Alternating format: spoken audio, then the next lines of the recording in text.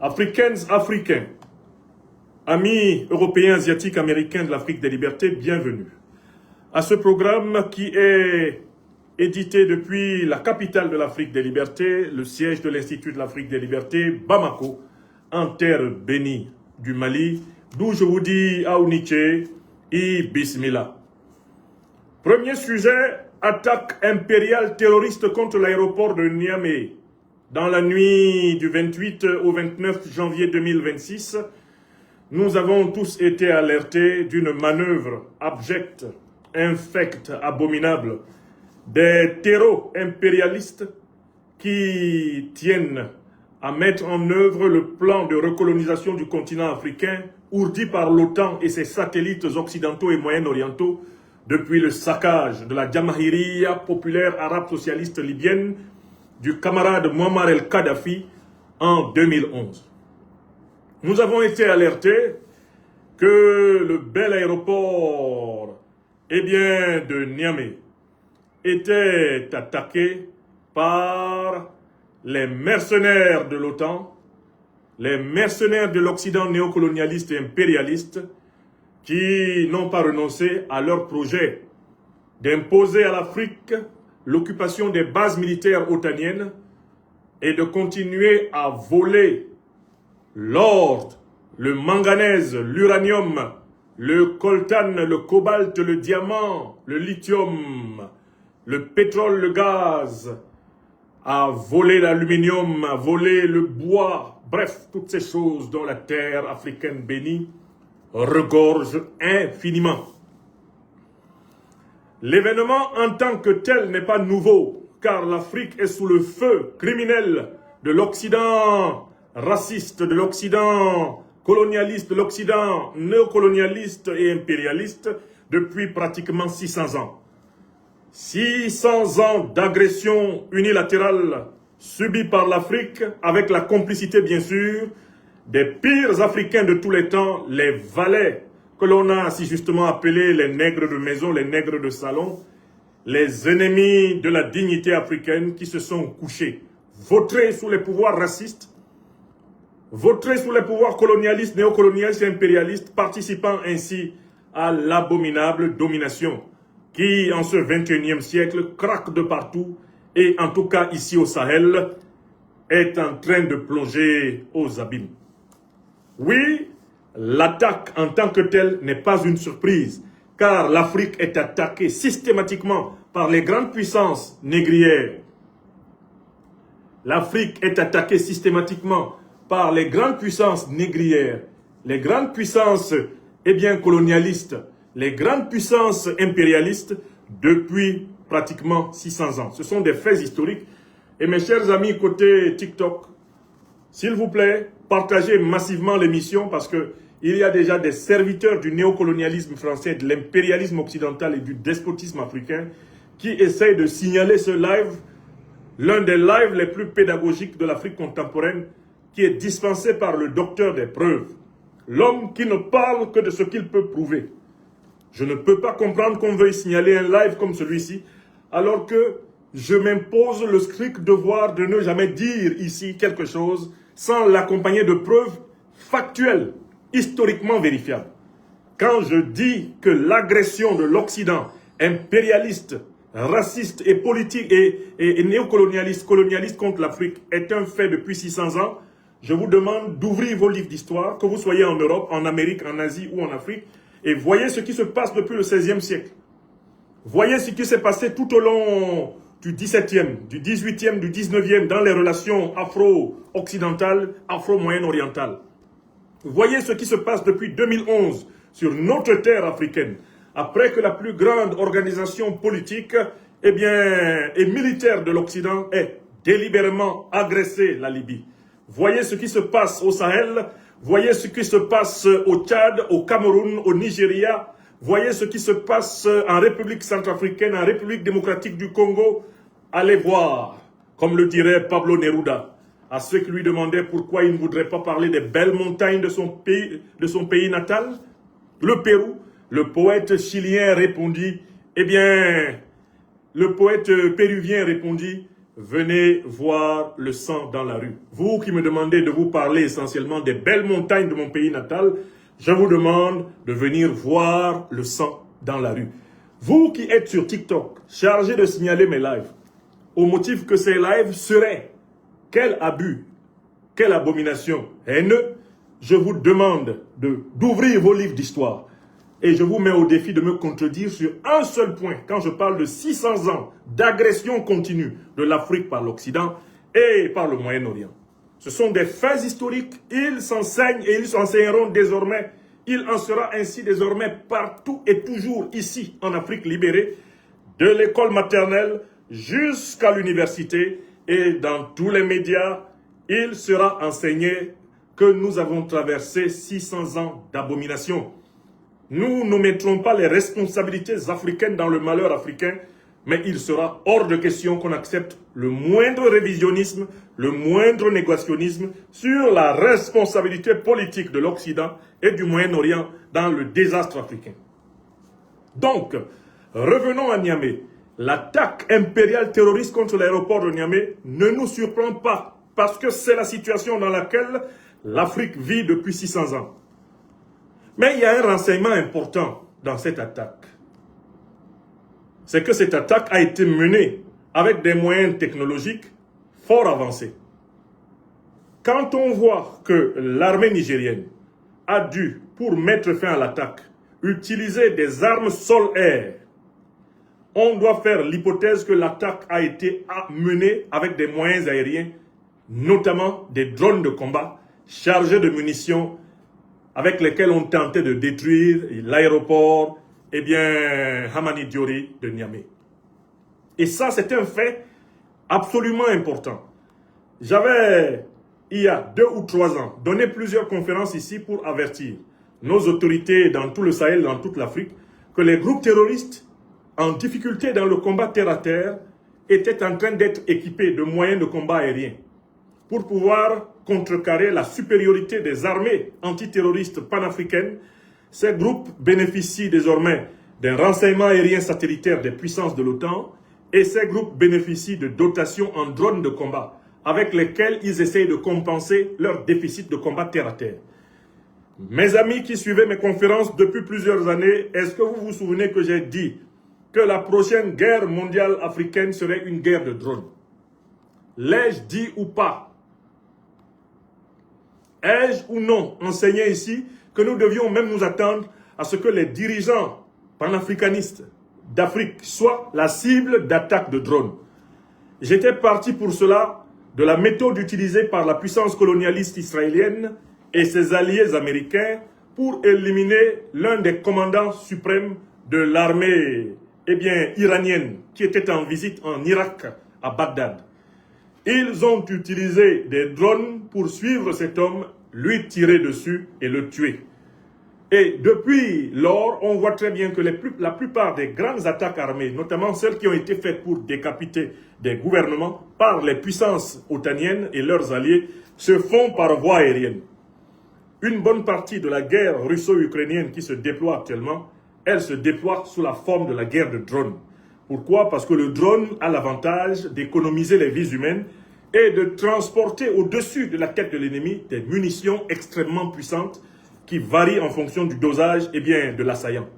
Le drone permet donc une économie en vie humaine et un optimum en destruction sur l'ennemi, avec une économie de destruction sur soi-même. Le drone peut être télécommandé par des gens qui sont hors du champ de combat, qui sont même hors du pays où il frappe.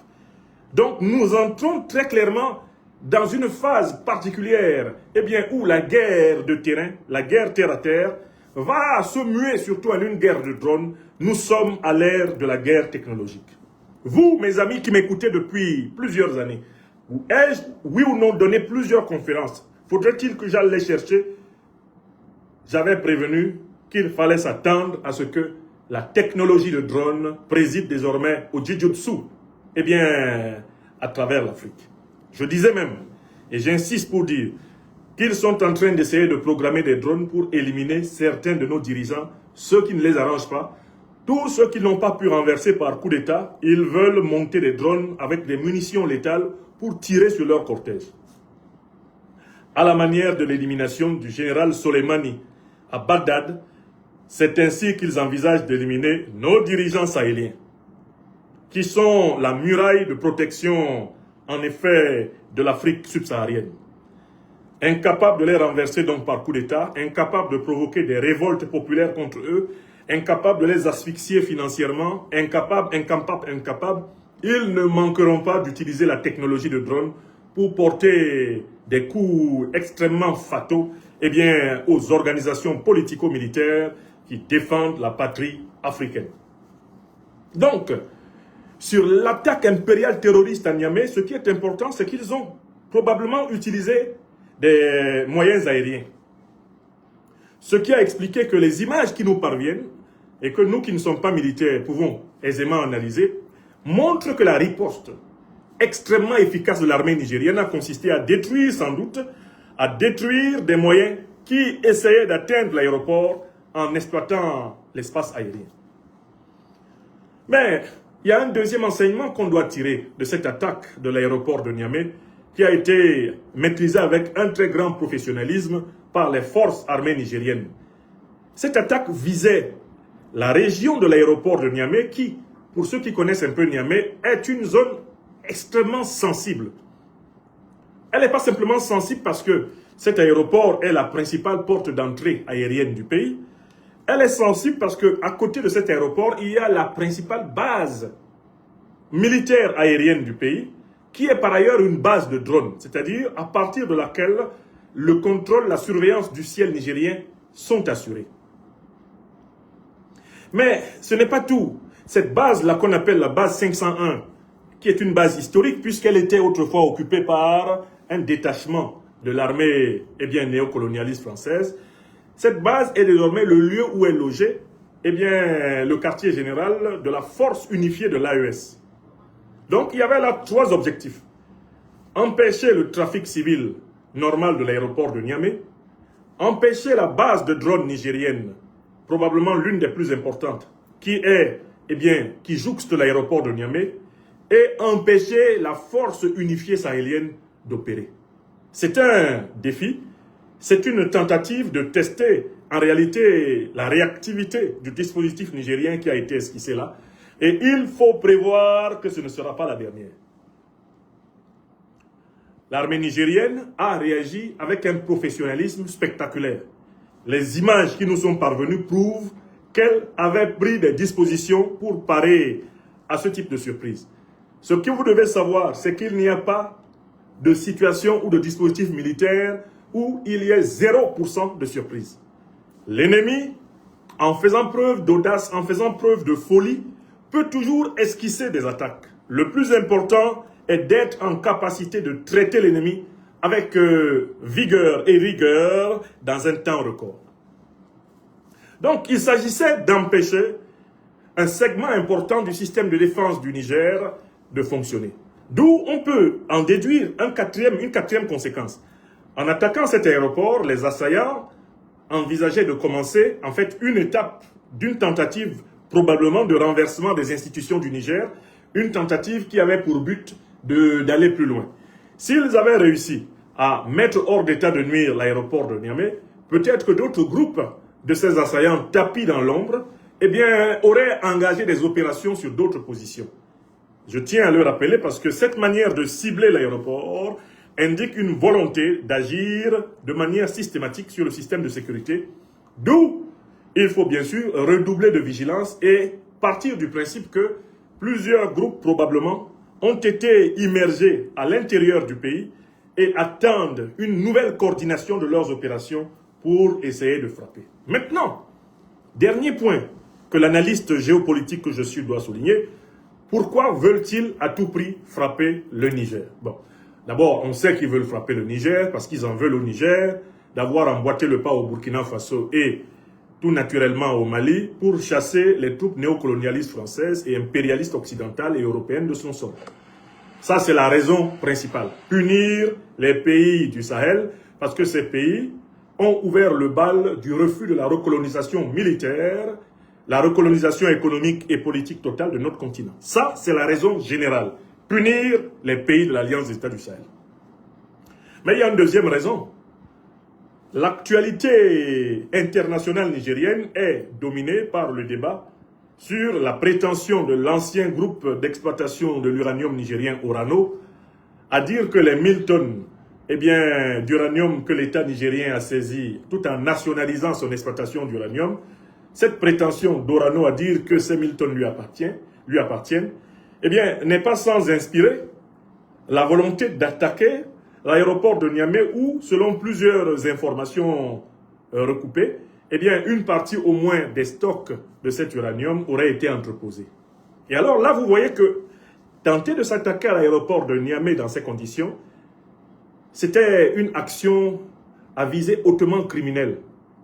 Car il s'agissait quelque part de mettre des munitions en contact avec les réserves d'uranium et de faire courir le risque à ce qu'il y ait des émissions radioactives sur la ville de Niamey avec des effets épouvantables sur la population. Cette attaque contre l'aéroport de Niamey, une attaque qui est consciente du fait qu'il aurait été entreposé des réserves d'uranium pour la commercialisation internationale, est donc une attaque hautement criminelle. C'est une attaque qui avait potentiellement pour but de provoquer un véritable écocide et un véritable désastre au niveau de la santé de la population de la ville de Niamey. C'est donc une attaque à visée apocalyptique. C'est une attaque de gens qui seraient capables, s'ils en avaient la possibilité, de jeter des bombes atomiques contre les Africains parce que les Africains ont refusé de leur céder le pillage de leur or, de leur uranium, de leur manganèse, de leur pétrole, de leur coltan. Vous voyez jusqu'à quel point on est méchant envers les pays africains qui refusent d'être pillés. C'est une méchanceté telle qu'on se permet même de tirer des munitions sur des zones où peuvent se trouver des stocks d'uranium avec le risque que les explosions produisent des désastres de radioactivité. N'est-ce pas? Enfin, on voit très bien le contexte dans lequel tout ceci se fait. Le contexte dans lequel tout ceci se fait, c'est une revendication persistante et abracadabrantesque de libération de l'ancien président nigérien Mohamed Bazoum, que nous avons utilement appelé le junta de Niamey qui a fait boum. Les assaillants qui attaquent le Niger rêvent de produire une opération dans laquelle ils récupéreraient ce soldat de la France-Afrique, aujourd'hui confronté à ces faits de haute trahison contre le peuple nigérien. Donc voilà le bouquet dans lequel tout ceci se déploie. Et il faut qu'on comprenne très bien que l'attaque impériale terroriste contre l'aéroport de Niamey a pour but de stopper la révolution sahélienne en général, elle a pour but de punir le Niger en particulier, elle a pour but de restaurer à la tête du Niger un gouvernement fantoche qui va recommencer le pillage des richesses du Niger au détriment du peuple nigérien, au profit des multinationales françaises, au profit des multinationales occidentales, moyen-orientales, bref, au profit des intérêts étrangers. Il s'agit d'une tentative de restaurer un régime néo-france-africain, un régime néocolonisé, un régime impérialiste. Nous devons donc saluer d'abord le professionnalisme des forces armées du Niger, à la tête desquelles le général d'armée Abdourahmane Tiani, chef suprême des forces armées, président du CNSP, président de la République du Niger. Nous devons saluer la vitalité et la spontanéité avec lesquelles le peuple nigérien s'est levé comme un seul homme et a occupé les points névralgiques de la ville pour neutraliser, s'il le fallait, les téméraires qui osaient ainsi troubler le sommeil des Nigérois et des Nigériennes. Et nous devons saluer la formidable solidarité de l'opinion africaine éveillée qui n'a pratiquement pas dormi. Nous avons presque tous ensemble veillé sur notre Niger bien-aimé jusqu'au matin. Votre serviteur, qui avait un mal fou à trouver le sommeil, cherchait à avoir toutes les assurances que la révolution nigérienne, ni de près ni de loin, n'était en danger, et était uni, en pensée, uni en prière, uni en détermination, avec les filles et les fils du grand Niger. Je crois que c'est le cas de toutes celles et ceux qui partagent avec nous les pains spirituels de la liberté des Africains et qui partagent les 4 objectifs de notre institut, l'Institut de l'Afrique des libertés, à savoir la fin de l'occupation néocolonialiste militaire du sol africain, la suppression totale de la monnaie criminelle néocoloniale du franc CFA, la fin de l'ingérence des puissances étrangères dans la désignation des dirigeants africains et l'enracinement des institutions africaines dans la civilisation négro-africaine elle-même. toutes celles et ceux qui partagent ces objectifs avec nous ont veillé avec le Niger et veillent avec toute l'Afrique combattante. Je voudrais ici saluer chacune et chacun d'entre vous qui avez, tout en étant lucide, en étant calme et confiant, participé à cette veillée, à cette écoute. Et nous devons être ainsi envers tous les pays africains où le combat se fait décisif à l'heure qu'il est.